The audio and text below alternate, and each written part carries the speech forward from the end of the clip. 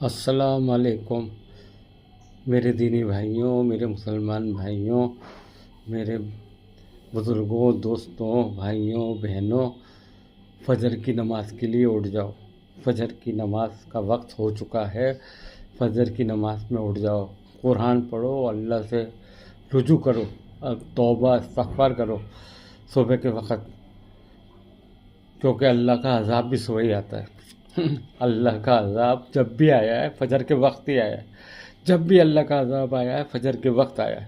کبھی بھی اللہ کا عذاب آیا ہے ایسا نہیں ہوا ہے کہ کسی اور ٹائم آیا۔ فجر کے وقت اللہ نے خود قرآن میں فرمایا، میں ایسے وقت میں تاکہ آدمی کو ہلنے کا موقع نہیں ملتا ہے کہ آدمی نکل سکے، باہر آ سکے، جا سکے، اپنے بستر پہ ہی پڑے رہ جاتا ہے آدمی نہ اللہ کا عذاب آتا ہے۔ اس لیے وہ فجر کے وقت بہت اہم وقت ہے۔ فجر کے وقت اٹھو، اللہ سے رجوع کرو، نماز پڑھو، توبہ استغفار کرو، قرآن پڑھو اور اللہ سے اپنے گناہوں کی معافی مانگو۔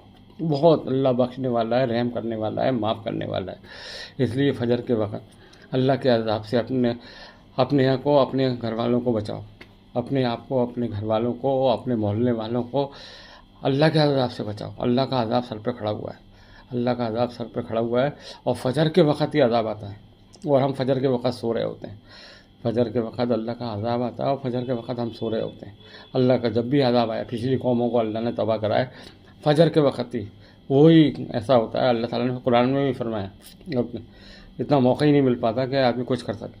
اب جب کر بھی پھر اللہ کے سامنے کوئی کچھ کر بھی کہہ سکتا ہے؟ کچھ نہیں۔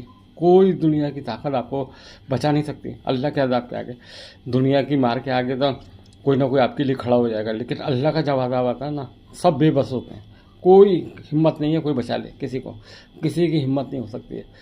اس لیے میرے بزرگوں، دوستوں، میرے دینی بھائیوں، میری آپ سے گزارش ہے کہ آپ صبح کے وقت اٹھیں، نماز پڑھیں، قرآن پڑھیں، اللہ سے توبہ استغفار کریں اور اپنے آپ کو، اپنے گھر والوں کو جہنم کی آگ سے بچائیں، اپنے محلے والوں کو، سب لوگوں کی فکر کریں، کیونکہ اللہ کا عذاب سر پہ کھڑا ہوا ہے اور اللہ کا عذاب فجر کے وقت ہی آتا ہے اور فجر میں ہم سو رہے ہوتے ہیں۔